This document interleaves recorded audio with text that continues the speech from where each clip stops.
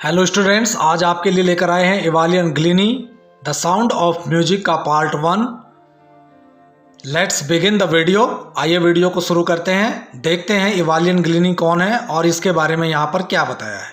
Isabel ग्लिनी और इवालियन ग्लिनी आपके सामने हैं और ये इंटरव्यूअर है जो उसका इंटरव्यू लेने आई है और वो उसकी माँ इजाबेल ग्लिनी और इवालियन ग्लिनी से पूरे जीवन के बारे में पूछती है।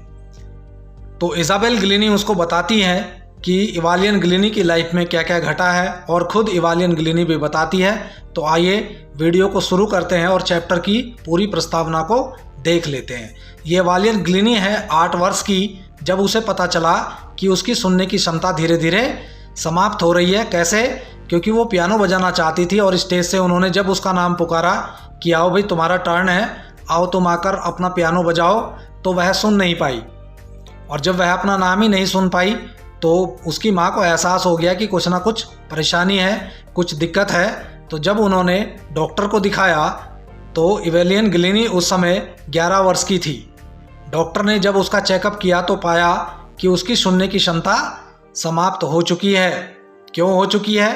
उसकी हेडमिस्ट्रेस ने भी उसके माता पिता को कहा कि आप इसको किसी स्पेशलिस्ट को दिखाओ। तो डॉक्टर को दिखाने के बाद पता लगा कि उसकी नर्व डैमेज हो चुकी है। नर्व डैमेज होने के कारण उसकी जो सुनने की क्षमता थी वह धीरे धीरे समाप्त हो गई थी। तो यह देखने के बाद डॉक्टर ने सजेस्ट किया कि उसको हियरिंग एड्स यूज़ करनी पड़ेंगी। तो वह अपने स्कूल में सुनने की मशीन, कान की जो मशीन होती है सुनने वाली, उसको लगाती थी और उसको लगाकर वो थोड़ा बहुत सुन पाती थी। तो वह केवल 11 वर्ष की आयु तक ही सुन पाई। उसके बाद उसको सुनना बिल्कुल ही बंद हो गया था, यानी वह पूर्ण रूप से बहरी हो गई थी। एक दिन उसने एक लड़की को जाइलोफोन बजाते हुए देखा तो उसने निश्चय कर लिया कि वह भी जाइलोफोन बजाएगी। लेकिन चूंकि वह बहरी थी तो जब वो सुन ही नहीं पाती थी तो बजाएगी कैसे? तो उसके जो अध्यापक थे उन्होंने उसको बहुत ही डिस्करेज किया। उन्होंने कहा कि तुम यह नहीं कर पाओगी, ये तुम्हारे बस का नहीं है क्योंकि तुमको सुनाई नहीं पड़ता। तब जॉन फॉर्ब्स, उसके जो एक ढोल वादक थे, उन्होंने उसके पोटेंशियल को पहचान लिया। उन्होंने उसको कहा कि तुम किसी और तरीके से महसूस करने की कोशिश करो। अगर तुम इसको सुन नहीं पा रही हो तो उसने 2 बड़े ढोल लिए और उनको अलग अलग धुनों पर बजाना स्टार्ट कर दिया। तो जो बड़ा ड्रम था, जब इवालियन ने उसकी टोन को सुना तो वो उसको अपनी वेस्ट से ऊपर सुनाई पड़ी और जो छोटा ड्रम था वह जब बजाया गया तो वह उसको उसकी कमर से नीचे उसकी धड़कनें सुनाई पड़ी। तो इस प्रकार से जब इस एक्सरसाइज को बार बार रिपीट किया गया तो इवालियन ग्लिनी म्यूज़िक सीख गई। देखिए, उसने म्यूजिक में सबसे ज़्यादा नाम कमाया है। और मैं आपको बता दूं कि विश्व प्रसिद्ध जो रॉयल एकेडमी ऑफ म्यूजिक है, prestigious royal academy of music, वो लंदन में है।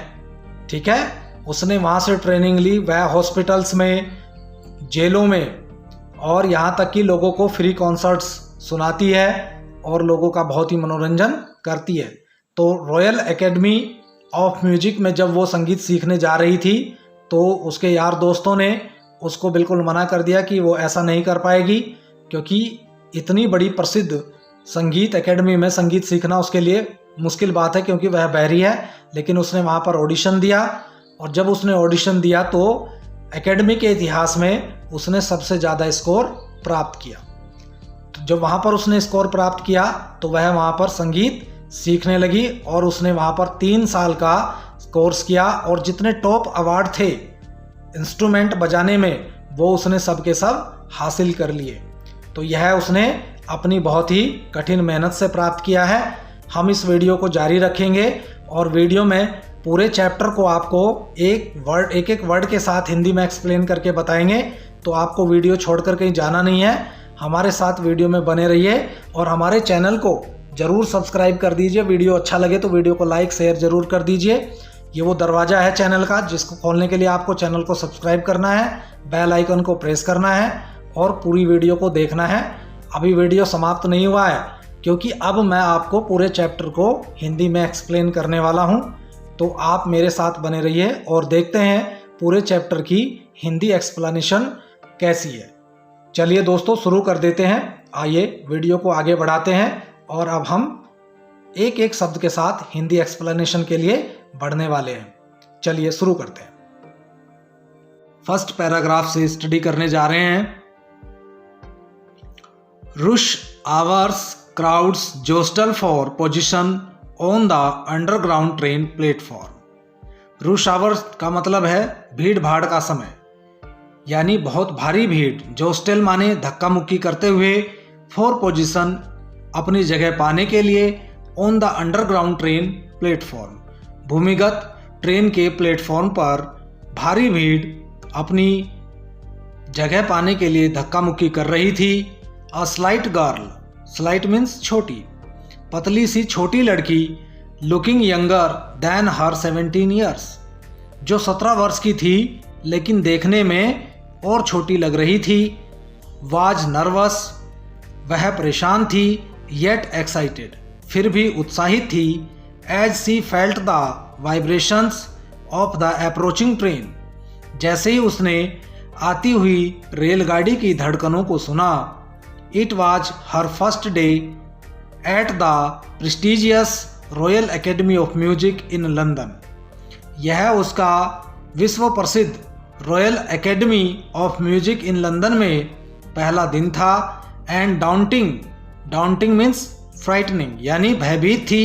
Enough for any teenager fresh from a Scottish farm, यानी स्विट्जरलैंड से आए हुए किसी भी नए युवा की तरह वह भी भयभीत थी। But this aspiring musician, aspiring musician का मतलब है संगीत सीखने की चाह रखने वाली।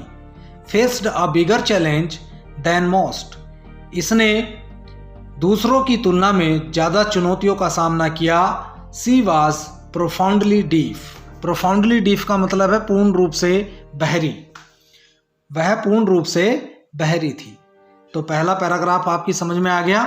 आगे बढ़ते हैं, सेकंड को देखते हैं। Evelyn Glennie's loss of hearing had been gradual. देखिए ग्रेजुअल का मतलब है धीरे धीरे। इवालियन ग्लिनी की सुनने की क्षमता धीरे धीरे खत्म हो गई। Her mother remembers noticing something was wrong when the 8 years old Evelyn was waiting to play the piano. उसकी माँ याद करते हुए बताती है कि जिस समय 8 वर्ष की इवालियन पियानो बजाने के लिए अपनी बारी की प्रतीक्षा कर रही थी।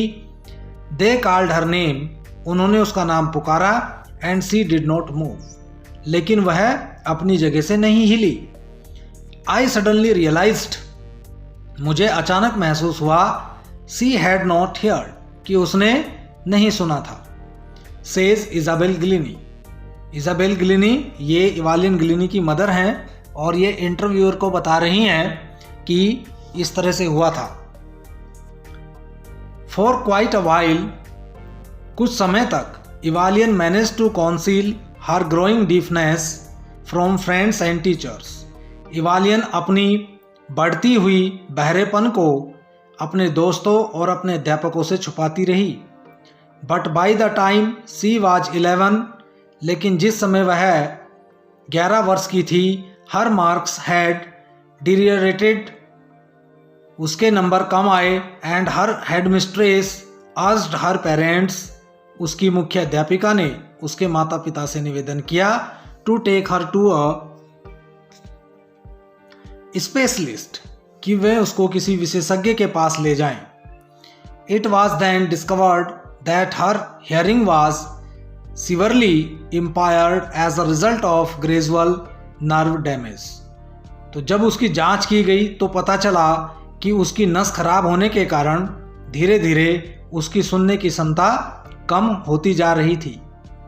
They were advised that she should be fitted with hearing aids and sent to a school for the deaf. तब डॉक्टर्स ने उसके माता पिता को सलाह दी कि उसको सुनने वाली मशीनें, हियरिंग एड्स, ठीक है, and sent to a school for the deaf, और बहरों के स्कूलों में पढ़ने के लिए भेजा जाए। Everything suddenly looked black, says Evelyn. Evelyn कहती है कि अचानक सब कुछ काला दिखाई देने लगा। मतलब जब पता चला कि भाई ये तो बहरी हो चुकी है तो उसके जीवन में अंधकार छा गया। नंबर 3 देखिए, but Evelyn was not going to give up, लेकिन इवालियन हार मानने वालों में से नहीं थी। She was determined to lead a normal life, उसने निश्चय कर लिया कि वह सामान्य जीवन जिएगी। And pursue her interest in music, और संगीत में जो उसकी रुचि है उसको आगे बढ़ाएगी। One day she noticed a girl playing a xylophone, एक दिन उसने एक लड़की को जाइलोफोन बजाते हुए देखा। And decided that she wanted to play it too, और उसने भी निश्चय कर लिया वह भी जाइलोफोन बजाएगी। Most of the teachers discouraged her, अधिकांश अध्यापकों ने उसको निरुत्साहित किया, यानी उसके उत्साह को घटाया। But percussionist Ron Forbes spotted her potential, लेकिन ढोल वादक रॉन फॉर्ब्स ने उसकी ताकत को पहचाना। He began by tuning two large drums to different notes, उसने अलग अलग धुन पर 2 बड़े ढोल बजाने शुरू किए। Don't listen through your years he would say, उन्होंने कहा होगा कि अपने कानों से मत सुनो।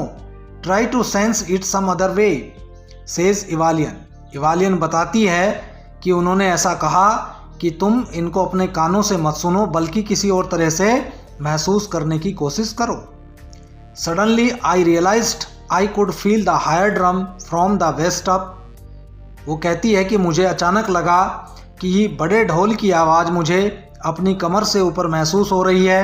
And the lower one from the waist down, और छोटे ढोल की आवाज़ मुझे अपने कमर से नीचे महसूस हो रही थी। Forbes repeated the exercise, Forbes ने अभ्यास को दोहराया। And soon Evelyn discovered that she could sense certain notes in different parts of her body, तब अचानक इवालियन ने खोज लिया कि उसके शरीर के अधिकांश हिस्सों में संगीत की अलग अलग धुनें महसूस होती हैं। I had learn to open my mind and body to sounds and vibrations, मुझे सीखने के लिए अपने मस्तिष्क और अपनी बॉडी के वाइब्रेशंस को संगीत के रूप में सीखने के लिए खोलना था। The rest was Seer determination and hard work, और बाकी कार्य दृढ़ निश्चय और कठिन परिश्रम ने कर दिया। She never looked back from that points onwards, जिस बिंदु पर वह आगे बढ़ चुकी थी उसने उससे पीछे पलटकर कभी नहीं देखा।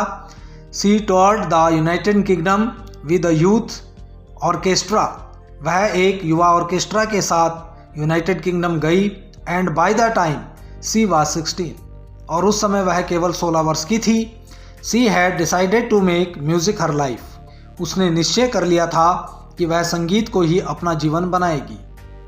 सी ऑडिशन्ड फॉर द यहाँ पर auditions, she auditioned for the Royal academy of Music and scored one of the highest marks in the history of the Academy, उसने रॉयल एकेडमी ऑफ म्यूजिक में अपना ऑडिशन दिया और एकेडमी के इतिहास में सबसे ज़्यादा स्कोर प्राप्त किया। She gradually moved from orchestral work to solo performances, वह धीरे धीरे ऑर्केस्ट्रल वर्क से सोलो परफॉर्मेंसेस की ओर बढ़ी।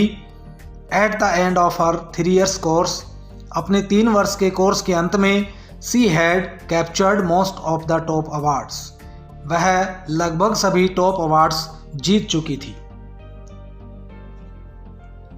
And for all this Evelyn won't accept any hint of heroic achievement, यह सब पाने के बावजूद भी इवालियन इसको बड़ी उपलब्धि नहीं मानती। If you work hard and know where you are going, यदि आप कठिन परिश्रम करें और आपको मालूम है कि आप कहाँ जा रहे हैं, यू विल गेट देयर, आप वहाँ जरूर पहुँचोगे। And she got right to the top, और इसलिए वह सीधे टॉप पर पहुँची। The world's most sought after multi percussionist with a mastery of some 1000 instruments, देखिए वह सबसे अधिक सुने जाने वाली विभिन्न वाद्य यंत्रों को, हजारों यंत्रों को बजाने वाली मास्टरी हासिल उसने कर ली।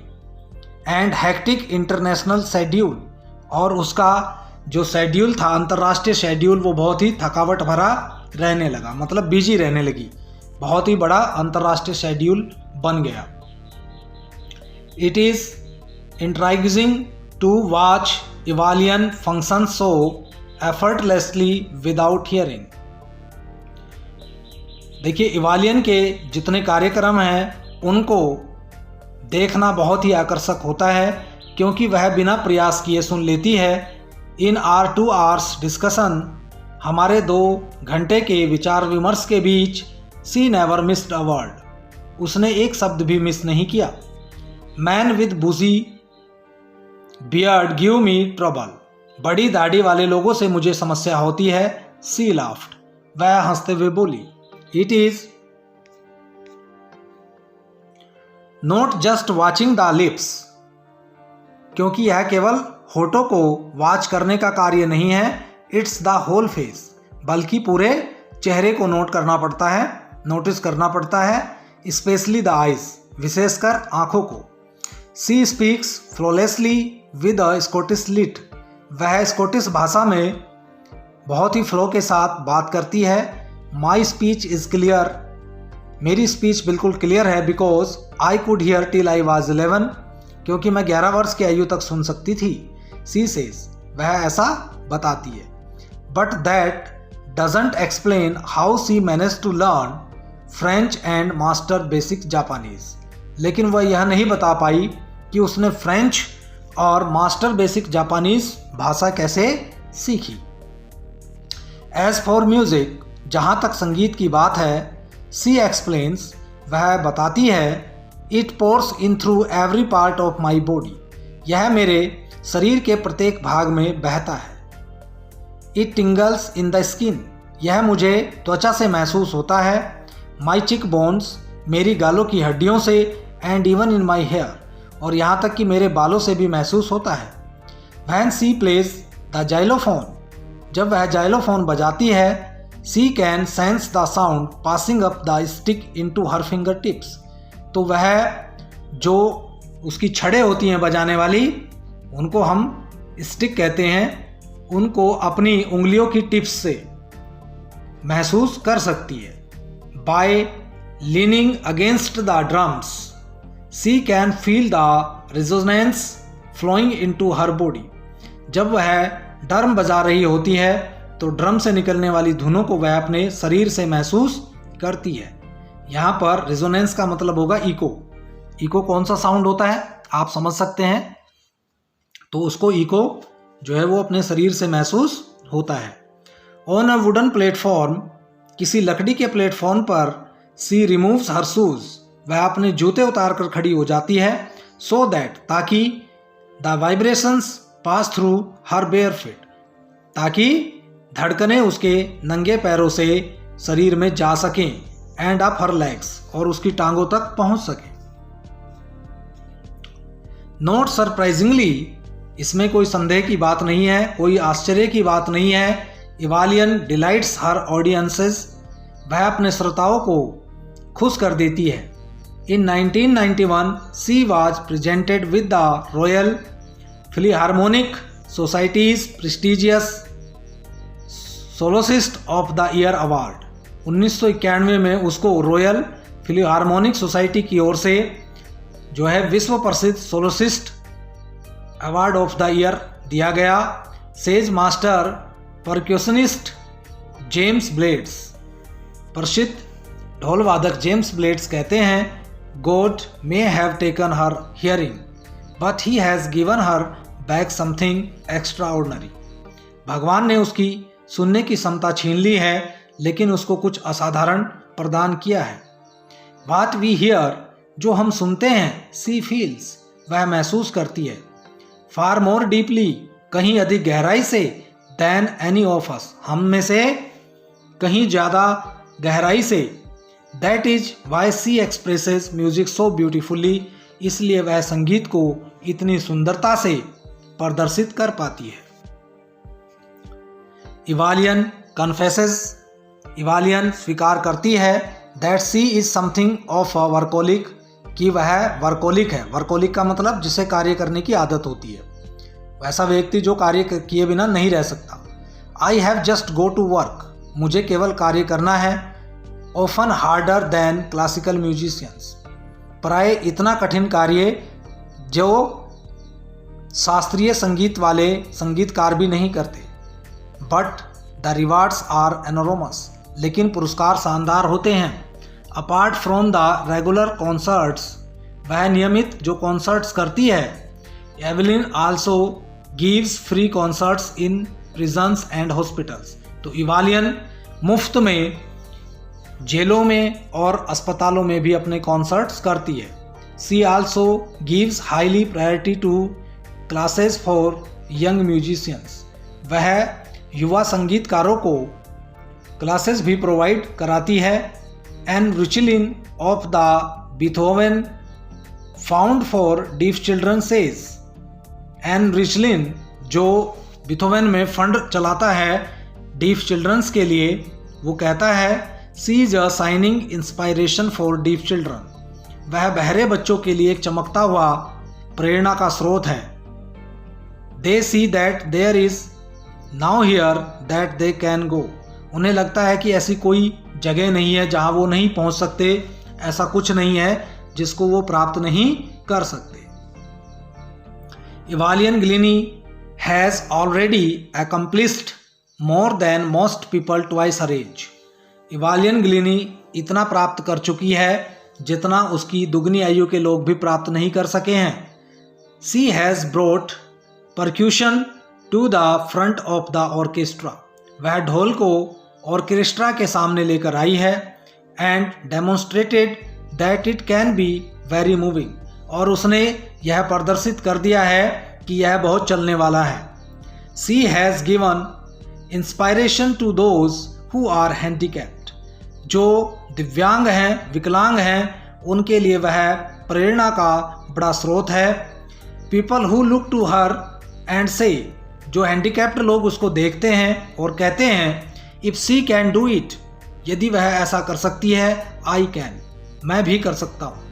एंड नोट द लिस्ट, और अंत में यही कहना चाहेंगे she has given enormous pleasure to millions, कि उसने लाखों लोगों को शानदार खुशियाँ प्रदान की है। डेब्रा कॉवली ने लिखा है, तो डेब्रा कॉवली क्या लिखते हैं, हमने इवालियन ग्लिनी के बारे में पूरा बता दिया है कि यह एक इंटरव्यू था जो उसकी माँ इज़ाबेल ग्लिनी और इवालियन ग्लिनी से इंटरव्यू में पूछा गया, वो पूरा चैप्टर आपके सामने था। तो वीडियो कैसा लगा? यदि वीडियो अच्छा लगा हो तो वीडियो को लाइक कर दीजिए, अपने दोस्तों के साथ भी शेयर कर दीजिए, और जो लोग चैनल पर नए हैं उनसे गुजारिश है कि आप चैनल को ज़रूर सब्सक्राइब कर लें। इस वीडियो को देखने के लिए आपका धन्यवाद। मिलते हैं फिर अगले वीडियो में, तब तक के लिए बाय बाय।